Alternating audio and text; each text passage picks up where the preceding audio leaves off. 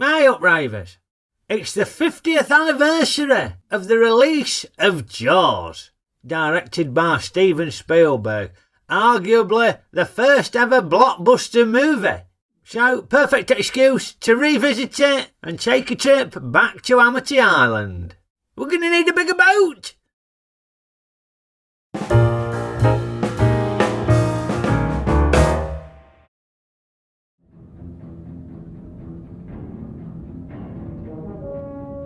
Ah yes, Jaws with the iconic John Williams soundtrack. Brilliant stuff. But it starts on a beach with a load of youths having a few beers, doing a bit of canoodling, probably having the odd doobie as well. It's the 70s, isn't it? As one young fella catches the eye of this lady and goes to chat her up. And before you know it, she's suggesting they do a spot of skinny dipping. Now, she's taking her clothes off as she runs there. Now, that's all well and good in the moment, isn't it? But then when you get out at water, you've got to go back in the sand dunes, retrace your steps, scrambling around, find your pants covered in sand. Mind you, and this ain't very realistic, this, because he's crap at getting his clothes off. That ain't realistic. Teenage lad. He'd be like a rat up a drain pipe. His kecks would have been off before she'd blinked. Anyway, she's having fun, splashing about. But then all of a sudden something grabs her. And this bit, very clever direction from Mr. Spielberg, because you don't see the shark. We'll talk more about the shark as we go along. But you don't see the shark. What you see is her being dragged backwards and forwards as if the shark's got hold of her. And the actress does a great job emitting these terrifying screams, although that useless oaf can't hear her at all. She's being yanked backwards and forwards.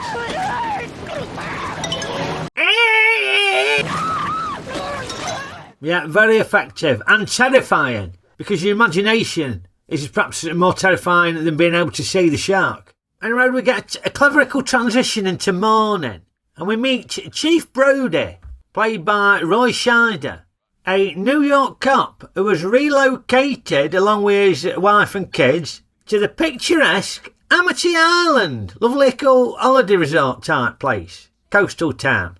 Now, as he heads off to work for the day, he gets news of a missing person, courtesy of that drunken oaf who couldn't get his trousers off. But of course we know something bad's happened. And it ain't long before his deputy discovers the body. Again, another great piece of directing here. We don't see a lot of it, but we know it's horrifying by this great piece of acting from his deputy. Looks like he wants to spew up, doesn't he? But that's as much as we get. That is as much as... I mean, that's pretty horrible, isn't it? Crabs noshing away, yeah. Ooh. So Brody takes decisive action and, fearing that it were a shark attack, instructs his deputy to knock up some signs to say a beach closed, just to be on the safe side. You know, they don't want folk getting noshed off by the shark, do they, when they're going for a swim? But the mayor gets wind of this, and him and some other important folk of the town collar Chief Brody and pop him under a little bit of pressure. I'm only trying to say that Amity is a summer town. We need summer dollars. If the people can't swim here, they'll be glad to swim at the beaches of Cape Cod, the Hamptons, Long Island. Yeah, he's obviously got his teeth into the coroner and all, no pun intended, because he changes his story pretty sharpish once the mayor's nibbled away at him. Well, I think possibly, yes, a boating. That's not what you told me over the phone. Now, this mayor, don't get me wrong, very well dressed, got some very dapper looking suits, but he is most definitely an arsehole. You yell shark. We've got a panic on our hands on the 4th of July. Yeah, I don't think there's many folk would watch this film and come away thinking, oh, that mayor, he's a good role model, ain't he? His argument after that happened was, literally, quote, I should have been the mayor of Jaws and kept the beaches open. That's what he said on many, many occasions.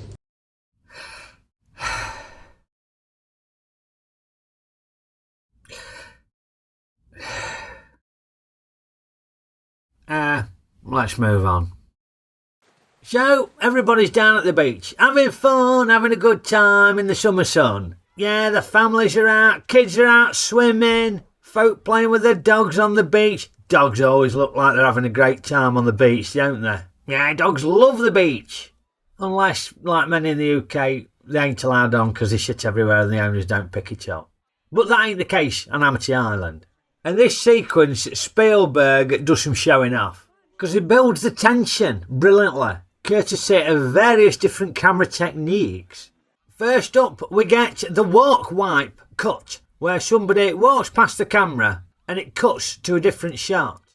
Or in this case, it just zooms in closer and closer to Chief Brody as he gets more and more anxious. Apparently it makes shots look more dynamic, creates a bit more interest for the viewer. Then we have the split diopter. Somebody's in focus in the foreground and they're in focus in the background and all. Couldn't work out how that were happening. Had to look that up. How's he doing that? Split diopter's how he's doing it. Brian De Palma uses it a lot. Apparently it's some sort of special lens that means you can have something in focus in the foreground and something in focus in the background and all. Same shot.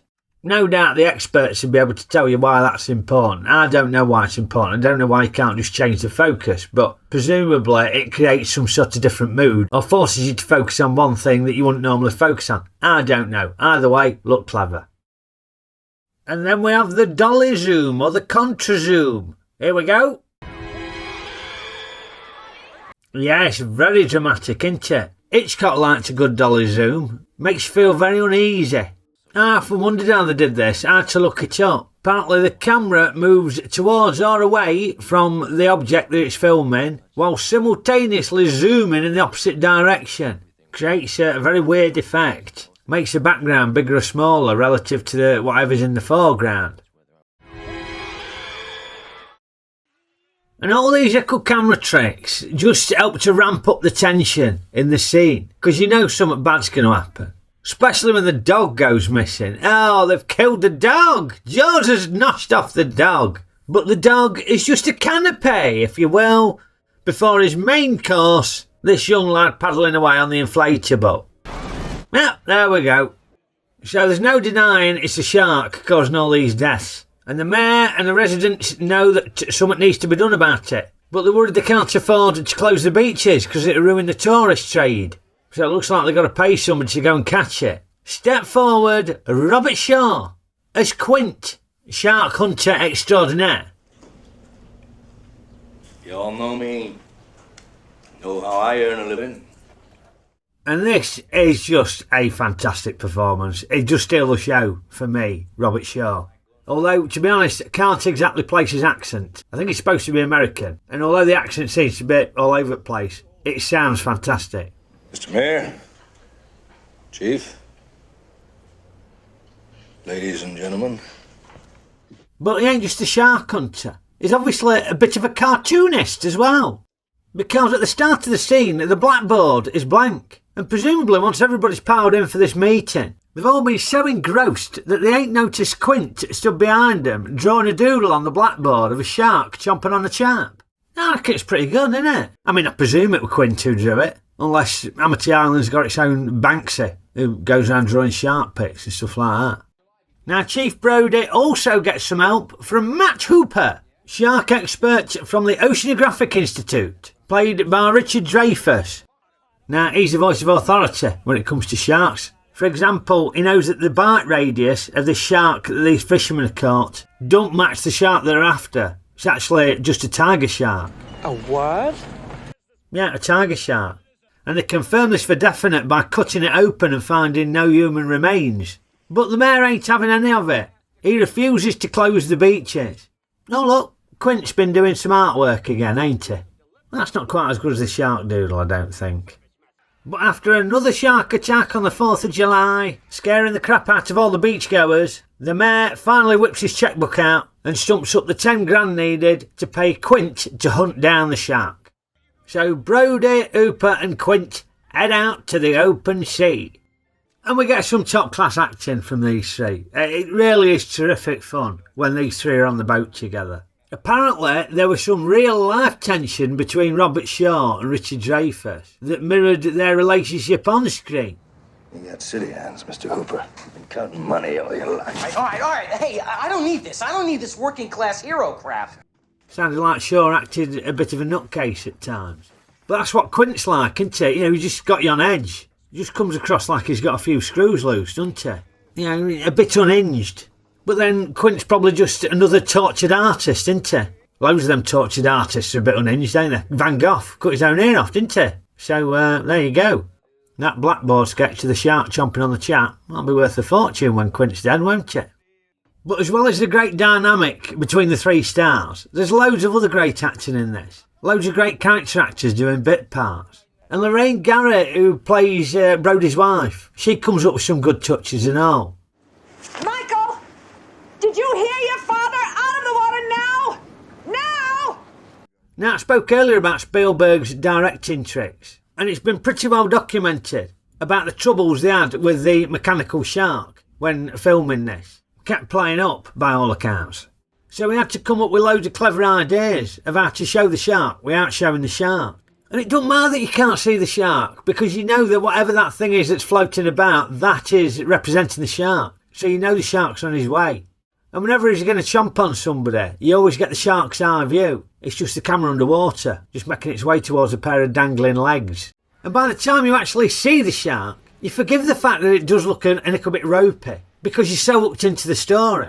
And Spielberg's done such a good job of laying the groundwork for the shark before you even see it. You're gonna need a bigger boat. Now, one of the things I love about Jaws is the brilliant sense of place that Spielberg creates with the film. I think Amity Island looks terrific. I'd love to go there if it weren't for the man-eating shark. Looks like a lovely little town, you know, spend a nice holiday break there, it'd be great. And it's populated with all these characters, what bring it to life. I love this fella. I'd love to know more about him. What's his background? What's he done with his life? And who's this bloke? He looks great, doesn't he? He could be a Royal Dalton figurine, couldn't he? I don't think you can look much more like a coastal fisherman than that fella. Now, I've tried to stay away from too many spoilers, just on the off chance that some of you ain't seen this film, even though it's 50-year-old now. Because if you ain't seen it, it's terrific. Yes, there's loads of tension, and there's a shark noshing on people, but there's some brilliant acting. And there's loads of jokes as well. It's just terrific fun. Great stuff.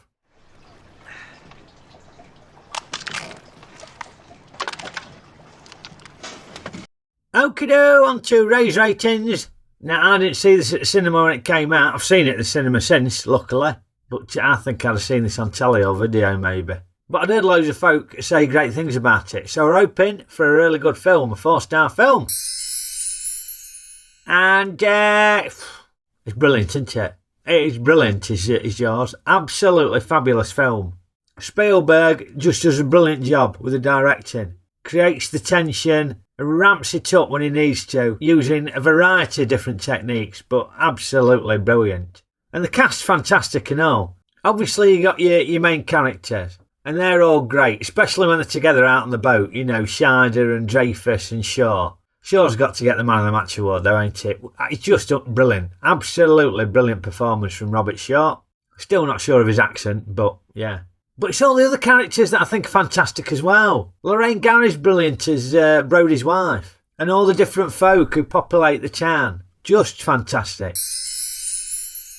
So I'm rating Jaws a 5-star, 4-star film. Now, obviously there were loads of sequels, weren't there? Some of which were shocking. Not that one, to be fair, that one were alright. But this 3D one, crap. And as for the 4th one, horrifying. Oh, shit! But that's mainly because of Michael Caine's dancing.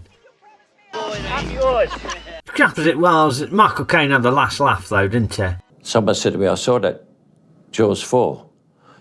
He said, it stinks. I said, I haven't seen it. I said, but I've seen the house it bought my mother and it's marvellous.